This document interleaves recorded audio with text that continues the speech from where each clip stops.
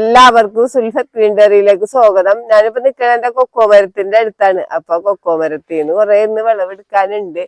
അപ്പൊ കൊക്കോ എന്ന് പറഞ്ഞു കഴിഞ്ഞാൽ നമ്മ ചോക്ലേറ്റ് ഒക്കെ ഉണ്ടാക്കണ കൊക്കോ വെച്ചിട്ടാണല്ലോ. പിന്നെ നമ്മുടെ വീട്ടുമുറ്റത്ത് നടാൻ പറ്റിയ ഒരു മരം തന്നെയാണ്. ഒട്ടും പരിചരണം വേണ്ട. നമുക്ക് ഒരു ഭാഗ്യം മുളപ്പിച്ച് കഴിഞ്ഞാൽ 5 മാസം കൊണ്ട് തന്നെ നമുക്ക് കൊക്കോ കായ്ച്ചു കിട്ടും. ഒന്ന് നനക്കലും വേണ്ട, വളവും വേണ്ട, ഒന്നും വേണ്ട. പറമ്പിൽ ആ വളം കൊണ്ടൊക്കെ വലിച്ചെടുത്ത് നിറച്ച് കായ്ക്കണാണ് ഈ കൊക്കോ. അപ്പൊ കണ്ട കൊക്കോന്റെ പൂക്കളാണ് ഈ കാണുന്നത്. ഇതാണ് കൊക്കോന്റെ ഫ്ലവർ. ഈ മരത്തുമെന്ന് വെച്ചാൽ എപ്പോഴും കായായിരിക്കുള്ളൂ. പക്ഷെ കായൊന്നും നമുക്ക് കിട്ടൂലട്ടോ. അങ്ങനെ എല്ലാരും അണ്ണാനൊക്കെ ഇല്ല. മൂത്ത് കഴിയുമ്പോ തന്നെ അണ്ണാൻ തന്നെ തുറന്ന് അതിന്റെ ഉള്ളിലെ കായ എല്ലാം തിന്നിട്ടുണ്ടാവും. നമ്മ മൂടിയിട്ടെങ്കിൽ മാത്രമേ നമുക്ക് കുറച്ചെങ്കിലും കായൊക്കെ കിട്ടുള്ളൂ. അല്ലെങ്കിൽ ഒരു കായ പോലും നമുക്ക് കിട്ടില്ല. കായ നമ്മുടെ മരത്തും ഇങ്ങനെ കിടക്കണ്ടാവും. പക്ഷെ അവരതിന്റെ ഉള്ളിൽ നിന്ന് ഇങ്ങനെ തിന്നിട്ടും ഉണ്ടാവും. അപ്പൊ കുരു പാകി മുളപ്പിച്ചാണ് നമ്മ കൊക്കോ തൈകൾ നടണത്.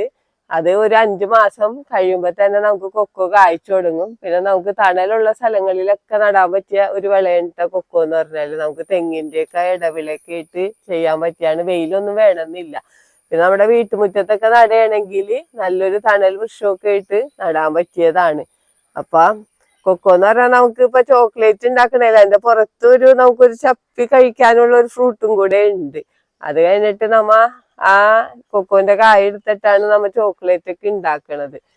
അപ്പൊ നമുക്കൊരു വരുമാന മാർഗമാക്കി മാറ്റാൻ പറ്റിയൊരു കൃഷിയാണ് കൊക്കോ എന്ന് പറഞ്ഞാൽ. നമുക്ക് സ്ഥലമുള്ളവർക്ക് എന്നൊക്കെ പറഞ്ഞാൽ തെങ്ങിന്റെ ഇടവിലായിട്ട് വേറെ ഒന്നും നമുക്ക് നടാനൊന്നും പറ്റൂലല്ലോ. അപ്പൊ നമുക്ക് ഈ കൊക്കോ തൈകളൊക്കെ വെച്ച് കൊടുത്തു കഴിഞ്ഞാല് നമുക്ക് നല്ലൊരു വരുമാനമാണ്. പിന്നെ നമുക്കിത് പ്രൂൺ ചെയ്ത് കൊടുക്കാം. അപ്പൊ നമുക്ക് കൈ എത്തിച്ച് പൊട്ടിക്കണ രീതിയിൽ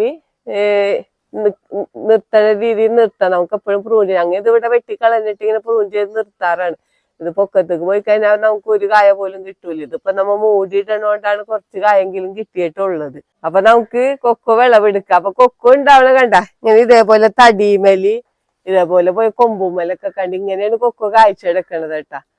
പിന്നെ ഈ മരം എന്ന് പറഞ്ഞാല് ഒരു 4 വർഷം ആയിട്ടുള്ളൂ. നമ്മ വെച്ച് 5 മാസം തുടങ്ങി ഇത് കായ്ച്ചു തുടങ്ങിയതാണ്. അപ്പൊ വലിയ ടൈമൊന്നും വേണ്ട കൊക്കോ കായ്ക്കാനായിട്ട്. അപ്പൊ നമുക്കിത് വിളവെടുക്കണ്ട.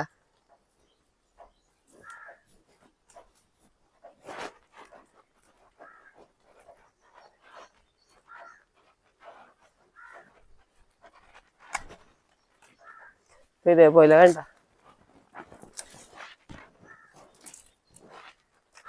കഴുത്തതൊക്കെ നമുക്ക് വിളവെടുക്കാം. അല്ലെങ്കിൽ എന്താന്ന് വെച്ചാൽ എല്ലാം കിളികളൊക്കെ കൊണ്ടുപോകുമല്ലോ.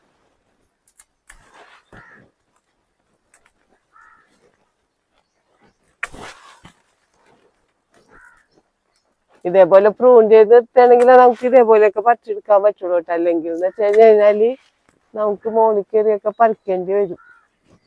എപ്പോഴും നമുക്ക് വീട്ടുമുറ്റത്തൊക്കെ നടണ്ടവർക്കും അല്ലാത്തവർക്കൊക്കെ ഇത് പ്രൂൺ ചെയ്ത് നിർത്താം.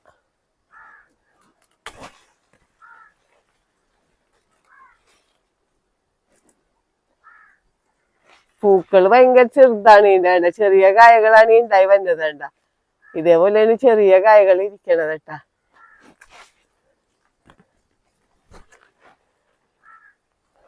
അപ്പൊ കണ്ട ഇതേപോലെ ഇതിന്റെ തണ്ടിനൊക്കെ കുറച്ച് ബലമൊക്കെ ഉണ്ട്. പിന്നെ കൈവച്ച് നമുക്ക് ഇങ്ങനെ തിരിച്ചെടുക്കാനുള്ളൂ.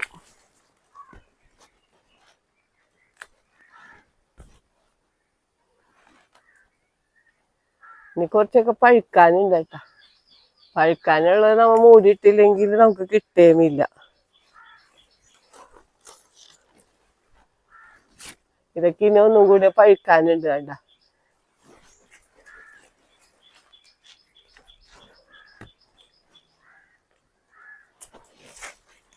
അപ്പൊ നല്ലൊരു വിളവെടുപ്പ് തന്നെ ആയിരുന്നു. പിന്നെ എന്ന് പറഞ്ഞാൽ എപ്പോഴും നമ്മ വിളവെടുക്കണം. എന്നും കൊക്കോ കായായിരിക്കുള്ളൂ ഈ മരത്തുമ്മല്.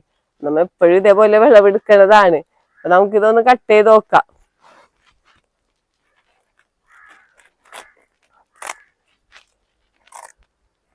കാരണം ഇതേപോലെ കൊക്കോ ഇരിക്കണത്. നമുക്ക് ഈ ഫ്രൂട്ട് എന്ന് പറയാൻ നമുക്ക് വെറുതെ ഇങ്ങനെ ഒരു ചപ്പ മാത്രമേ ഉണ്ടാകുള്ളൂ.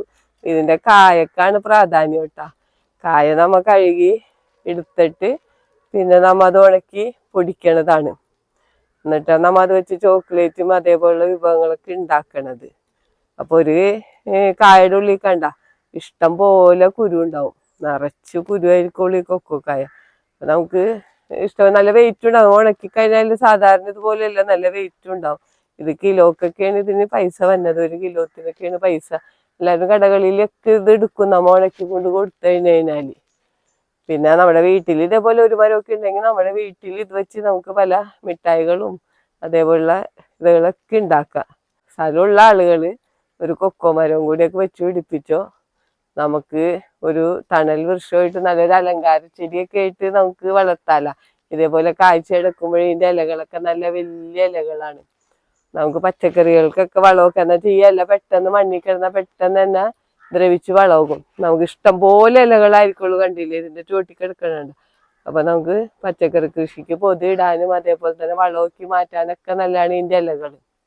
അപ്പൊ എല്ലാവരും ഒരു കൊക്കോ മരമൊക്കെ വെച്ച് പിടിപ്പിച്ചോ. ഈ വീഡിയോ പറ്റി എന്തെങ്കിലും അഭിപ്രായങ്ങളോ സംശയങ്ങളോ ഉണ്ടെങ്കിൽ വീഡിയോക്ക് താഴെ കമന്റ് ചെയ്യുക. വീഡിയോ ഇഷ്ടപ്പെട്ടാൽ ലൈക്ക് ചെയ്യുക, വീഡിയോ ഇഷ്ടപ്പെട്ടാൽ ഷെയർ ചെയ്യുക.